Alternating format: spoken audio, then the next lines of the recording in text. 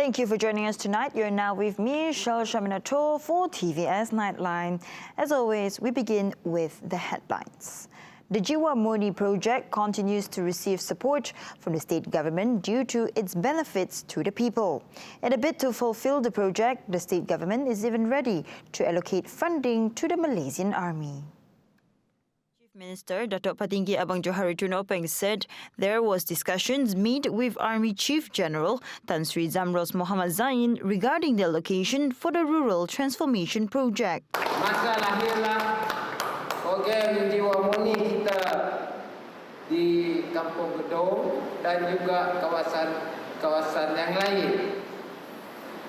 Di mana dalam keadaan yang aman kita begini, kita dapat membantu masyarakat kita yang daim, di mana kita dapat menaik taraf rumah mereka, di mana kita dapat membangunkan titi mereka, kita ngecat masjid pula, hingga orang mati pun kita tolong dikubur. He also encouraged the Malaysian Army to expand the said program to other areas apart from Gedong and Simunjan this year. The Jiwa Murni project for Batang Sadong includes 21 projects with an allocation of 1.5 million ringgit from the state government, which has commenced on February 15.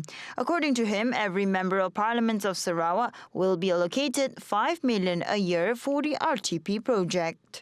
Keadaan sebegini yang dikecapi sejak berdekad yang lalu telah membantu dalam pencapaian pertumbuhan ekonomi negara yang pesat maupun membina kesejahteraan rakyat.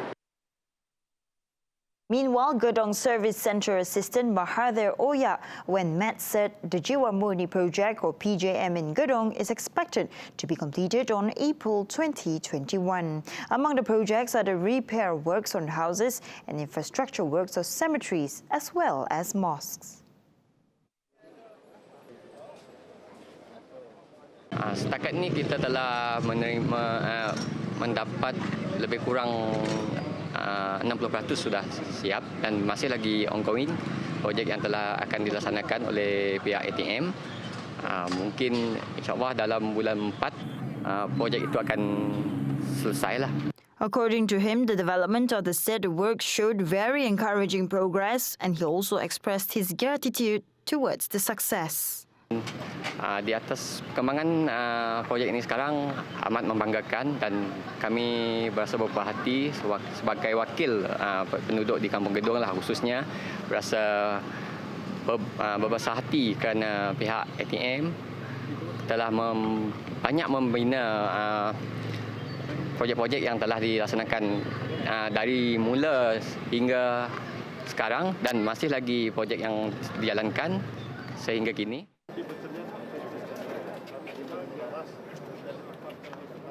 At the same time, Simunjan district has the potential to be an agricultural area which can become a food basket for Sarawak, as the peat soil in the area was suitable for growing pineapples, corns and other commodities.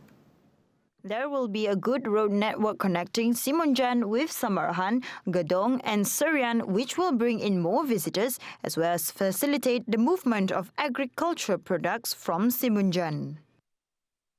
Internetnya akan kita sambung ke sini sebab kita dah ada jalan. You can bring in internet facility lah. Jadi apa yang disebut kita sebagai smart agriculture pergi guna sini dan orang muda di sini they can do this new commerce yang berteraskan kepada agriculture.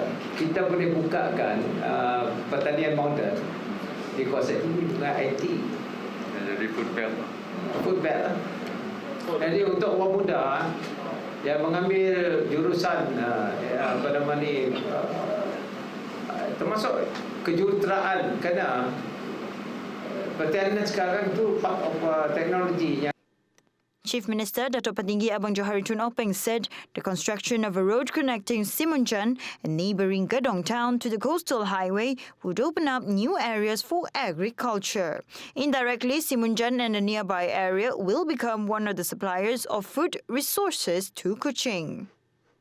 Mana kawasan ini akan menjadi kawasan pertanian Sabah Kuching dan kemudahan-kemudahan lain akan kita perlukan di kawasan Gudong dan juga Simunjan ini, bermakna kawasan Parlimen Datuk NC lah, yang akan kita integrate dan ia akan menuju ke Samarahan dan juga ke Kuching. Meanwhile, the Sarawak government will re-inspect the condition of land in the coastal area of Simunjan. This was to ensure that erosions in the said area could be overcome fully. Minister Datuk Petinggi Abang Johari said there were existing previous works to rebuild the fortress in the area. However, it was unsuccessful due to the land condition in the area, which could easily erode. Kita dah buat keputusan untuk melihat kembali struktur tanah tersebut dan juga menggunakan pendekatan yang lebih bertepatan dengan keadaan tanah. Bagi kita membangunkan riverboard yang mempunyai pinjaman yang dalam menggunakan sheet pile tetapi boring pile. Kerana dulu tidak menggunakan boring pile. Jadi ini sedang kita kaji dan kita minta pihak juruterra membuat kajian. Walaupun ongkosnya agak besar, tapi kita buatkan dari hujung bukan Simunjan sampai ke hujung Abu Sageng.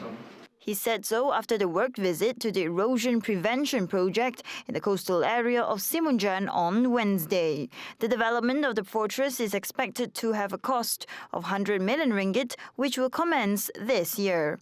For projects in Sadong Jaya area, Tambiran in Asajaya and in Sabuyau, Abang Johari said that there will be further delays due to the shortage of allocation from the federal government. However, the projects can be conducted fully as now it is fully funded by the state government. For the record, all three areas in the state will incur an allocation cost of approximately 500 million ringgit. Meanwhile, the first phase of the Sematan Industrial Park project is expected to be completed fully by December 22, 2021. Let's hear more about it. Pelaksanaan projek ini, Industrial Park ini ada sedikit kelewatan, ya. Kelewatan 3%. Tapi kontraktor ini mempunyai keyakinan bahawa mereka akan dapat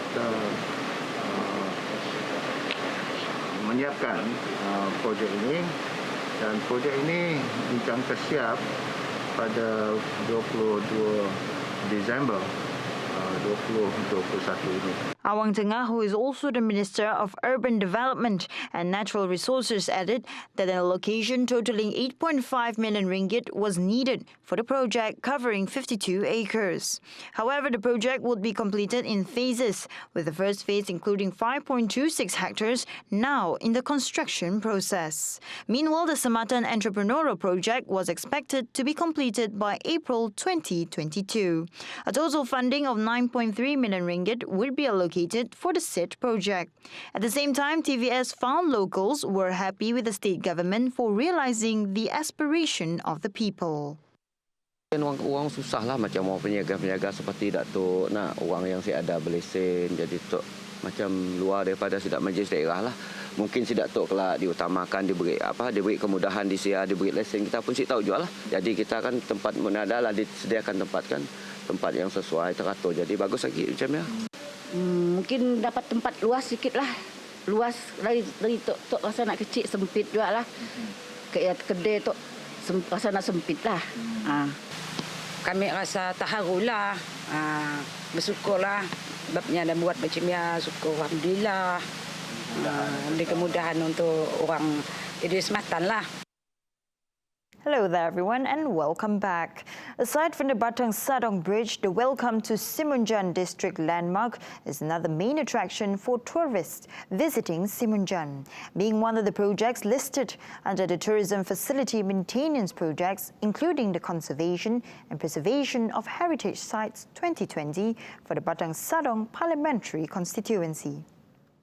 Minister of Tourism, Arts and Culture, who is also Batang Sadong Member of Parliament, Datuk Seri Nancy Shukri said the landmark was fully designed and supervised by the Simunjan District Council. Hanya selain daripada projek tu ada beberapa lagi projek yang masih belum lagi siap di bawah Motek, bukan hanya di kawasan Batang Sadong tapi juga di kawasan seluruh negeri Sarawak. InsyaAllah kita akan pergi ke tempat lain untuk menyaksikan lagi projek-projek yang sudah siap. Tapi apa yang menjadi kebanggaan kita, projek ini sudah siap dan ramai yang telah komen mengenai reka bentuknya. Meanwhile, Simunjan District Council Secretary Geoffrey Ramji said the three-dimensional landmark is the largest of its kind in Sarawak. Moreover, the landmark's design paints a picture of what could be found in the district of Simunjan. Simunjan, kalau kita lihat, dianya memang dikenali kalau ketika musim durian. Durian merupakan satu tarikan orang akan datang ke Simunjan. Kedua, Simunjan terkenal dengan udangnya. Ketiga, Simunjan juga terkenal dengan buah kristalnya. Dan of course, Simunjan satu daerah yang terletak di kawasan luar bandar, terkenal dengan hasil nelayan iaitu ikan air tawarnya. Now hand in hand with medical assistance in fighting COVID-19. That's the theme of this year's Medical Assistance Day, in line with the earnestness and bravery of frontliners, specifically medical assistants. To Health Director General Tan Sri Dr. Noor Hisham Abdullah, before the age of COVID-19, the role and duty of a medical officer assistant is merely that an assistant. However, they now play a crucial and expanded role where they are working in unison with other medical professions responsible for procedures and treatment for patients. He added this year's theme also reflects the earnestness of medical officer assistants to enhance their professionalism and serve with dedication to ensure the well-being of the community, especially those in the front line. Sebagai salah satu profession di barisan hadapan dalam perkhidmatan kesihatan negara, peranan penolong pegawai perubatan adalah sangat penting bagi memastikan kesihatan rakyat terjaga serta memberikan perkhidmatan kesihatan terbaik.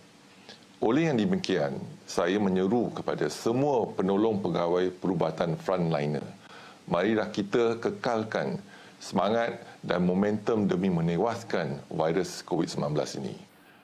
Meanwhile, Health Minister Datuk Seri Dr. Adham Baba also called on the people to stand together with medical assistants in overcoming COVID-19 by getting vaccinated. Saya menyeru supaya setiap lapisan masyarakat dapat berganding bahu bersama pembantu perubatan dalam menangani COVID-19 ini.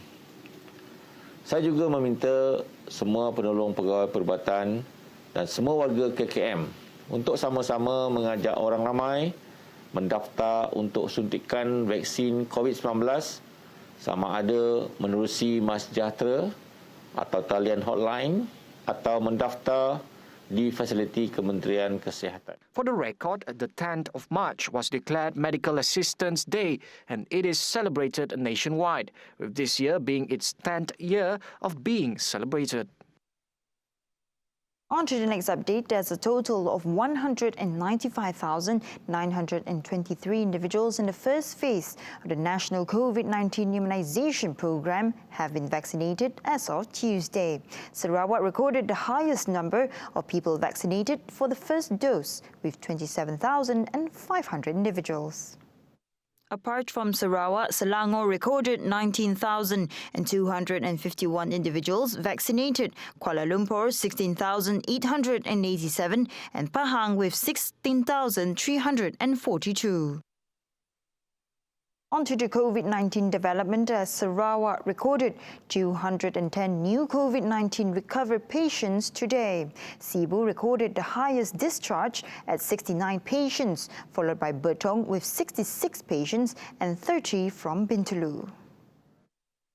The total number of recoveries in the state has now increased to 8,987. However, Sarawak recorded one new death as well as 163 new positive cases. State Disaster Management Committee said the death toll now stands at 89. The latest fatality involved an 83-year-old Sarawakian woman.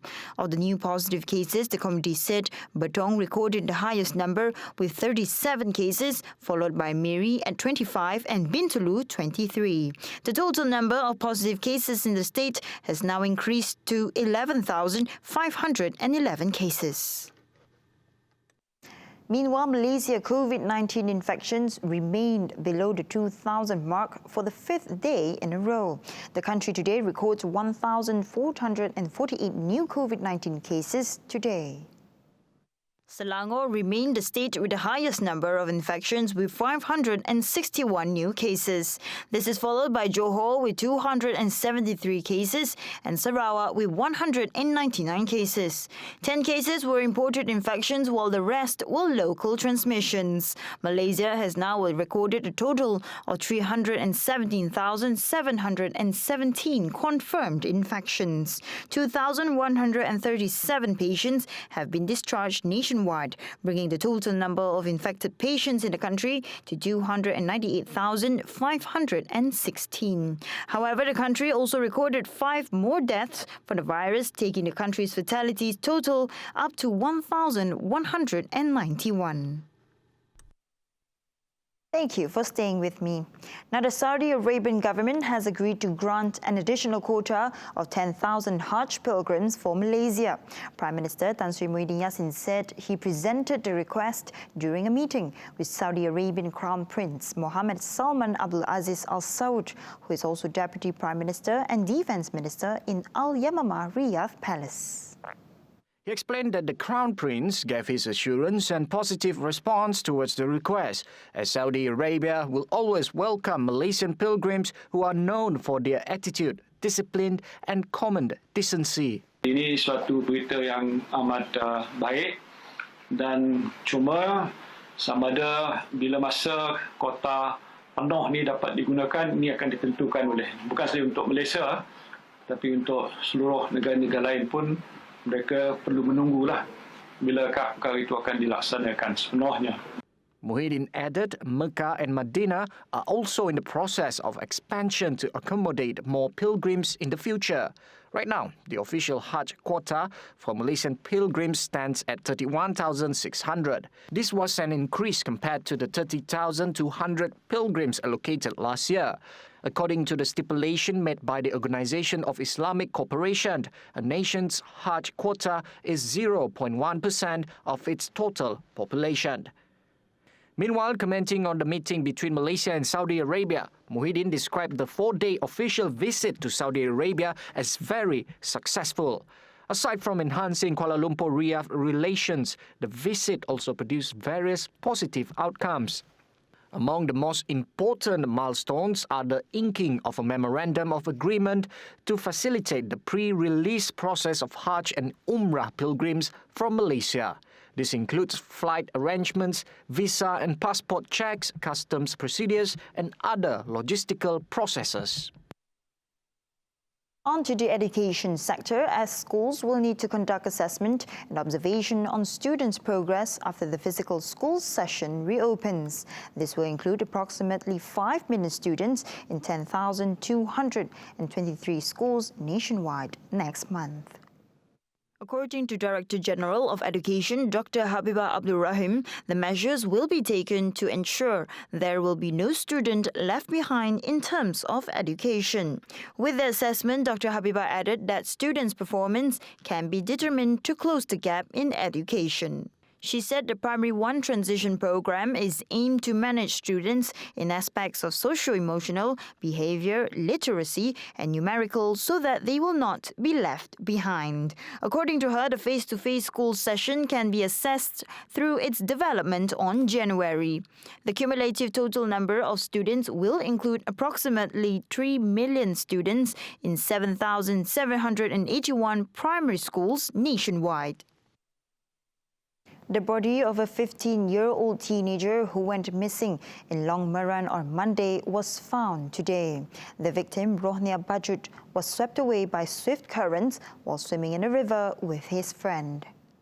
According to Murni Fire and Rescue Department, rescuers found Rohnia's body stuck on the log pile by a riverbank 5 kilometers from the location where he fell. He had disappeared from the Magor River and was found in the Tudor River. Prior to the incident, Rohnia and his friend had to cross the river on foot to reach the other side. Rohnia slipped and fell into the river before he was swept away by the water current. His friend tried to rescue him, but to no avail. Failing to locate him, Rohnia's relative lodged a missing person report on March 9 on Tuesday. A team of firefighters from Marudi Station were immediately deployed to the scene, a 250-kilometer journey via Timber Road. Some 45 villagers in 15 boats also assisted firefighters in the search and rescue operation. The latest poll by the International Air Transport Association reveals that people are becoming more confident to travel, with the majority believing that they will be more likely to travel once vaccinated. Director General and Chief Executive Officer Alexandra de Juniac said about 57% of the respondents expect to be travelling within 2 months of the pandemic being contained, while nearly 40% reporting mental stress and missing an important human moment as a result of travel restrictions. The Juniac said there are some headwinds in travel trends, and the survey shows that about 84% of travellers would not travel if it involves quarantine at destinations. There are also indications that the pickup in business travel would take time, with 62% of respondents saying they are likely to travel less for business even after the virus is contained. Following the next news, as the Eastern Front Command will now have their own martial court building. This will further facilitate trials for parties under their command.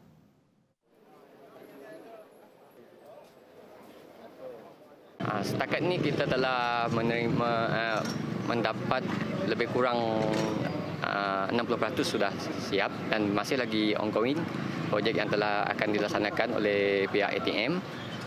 Mungkin insyaAllah dalam bulan 4 projek itu akan selesai lah. According to him, the development of the said work showed very encouraging progress, and he also expressed his gratitude towards the success. Di atas perkembangan projek ini sekarang amat membanggakan, dan kami berasa berpuas hati sebagai wakil penduduk di Kampung Gedong lah khususnya, berasa berbesar hati kerana pihak ATM telah banyak membina projek-projek yang telah dilaksanakan dari mula hingga sekarang, dan masih lagi projek yang dijalankan sehingga kini.